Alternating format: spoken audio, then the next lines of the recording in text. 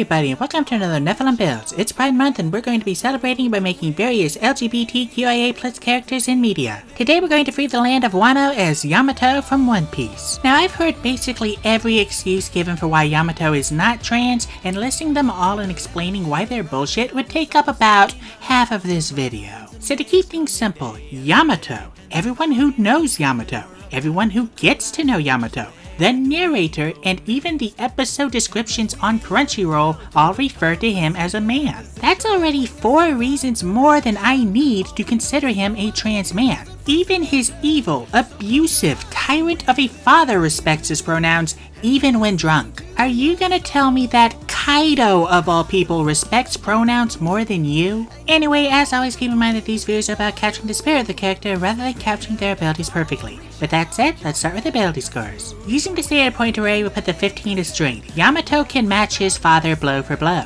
After that's the 14 in constitution, he can take a hit from his father. Next is the 13 in charisma. He's pretty good at making friends when they don't work for his dad. After that, we'll put the 12 into dexterity for bare minimum dodging. We'll put the 10 to intelligence and dump wisdom. Maybe don't claim to be your hero in front of your hero's son and retainer, especially if you're trying to convince them to trust you. If I had a nickel for every dumbass trans man with lightning I've made, I'd have 2 nickels. Which isn't a lot, but it's wild that it's happened twice. For race, Yamato is an Oni, but he's got a good boy form, so we'll go with Long Tooth Shifter. Yes, I know he has no snoot to boot, but those teeth look sharp. We'll put our increases into Strength and Constitution, pick Athletics, and get Dark Vision of 60 feet and Shifting. We'll also speak Common and Sylvan, because yokai. We'll make a custom background taking Perception and Survival and speaking Draconic and Primordial. Moving on to class, we're going to start off as a Draconic Sorcerer, getting Charisma and Constitution saving throws. This build is going to be mostly Paladin, but they start with Wisdom saves for some reason. We'll pick Intimidation and Persuasion and be proficient with Sorcerer weapons. At level 1, we get Draconic Resilience and our Dragon Ancestor picking White. It matches his fur. This build will have more ice than lightning, and blue is more Kaido's color. We'll start off with 4 cantrips, taking Booming Blade and Thunderclap to bring the thunder. We'll also take Prestidigitation for effects and friends. My headcanon is that he was trying to spam this on Momonosuke and Shinobu but kept rolling ones. We'll also get 2 spells taking Thunderwave for Shockwave and Shield to block. We're not going to multiclass to Paladin. He's got the power of a wolf god and he wears an oath to protect the people. That's Paladin as hell. We'll get light and medium armor, shields, and all weapons, and at level 1 we'll get Lay on Hands and Divine Sense for Observation Haki. At level 2 we'll get our fighting style, taking Great Weapon Fighting as well as Divine Smite. Yamato is one of those handful of people who can infuse their attacks with Conqueror's Haki.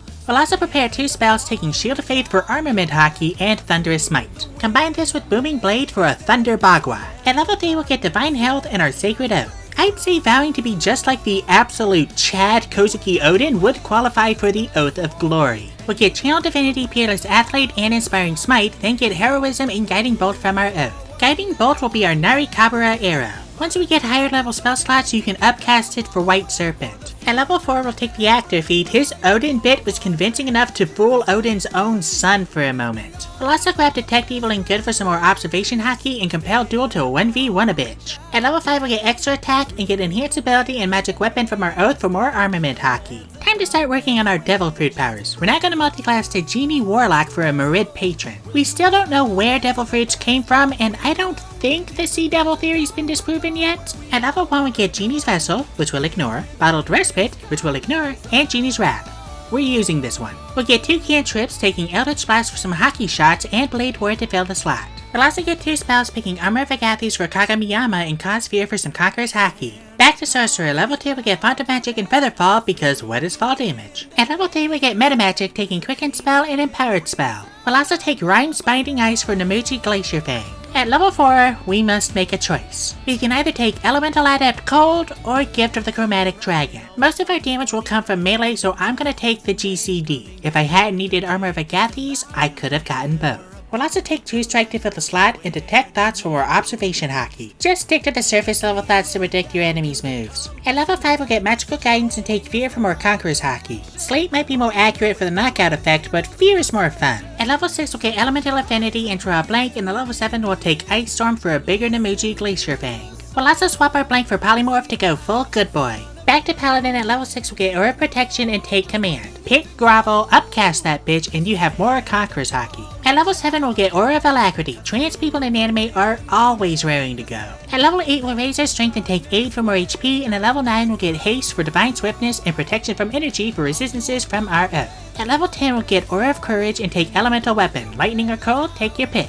At level 11 we'll get Improved Divine Smite for constant Conqueror's Haki, and at level 12 we'll cap our strength. We'll also take Spirit Shroud for a better source of cold damage that works with our bite attack. Or maybe just Radiant for even more Conqueror's Haki. Now that we're level 20, we finally have our modifiers. For Inventory, we'll take a Great Club for Takeru and a Component Patch for Spellcasting. Our AC of Draconic Resilience is 14, our move speed is 40, and our average HP is 174 with 1d8, 7d6, and 12d10 hit dice. And with that, we are done. Now what can this build do?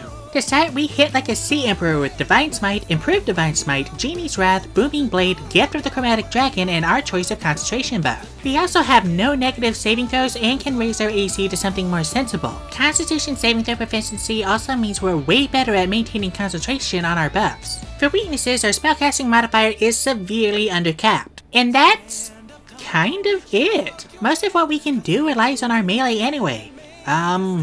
Our Wisdom, Intelligence, Ability checks are still low? I've got nothing. Yamato is just best boy. Thank you everybody so much for watching. If you'd like to support my channel, there's a link to my Patreon down in the description. $1 a month gives you 2-day early access to my videos, a chance to vote for future characters, and access to all of my homebrew content. Let me know what you thought of this video down in the comments, and I'll see you all next time when I make Sato Sugu from Jujutsu Kaisen.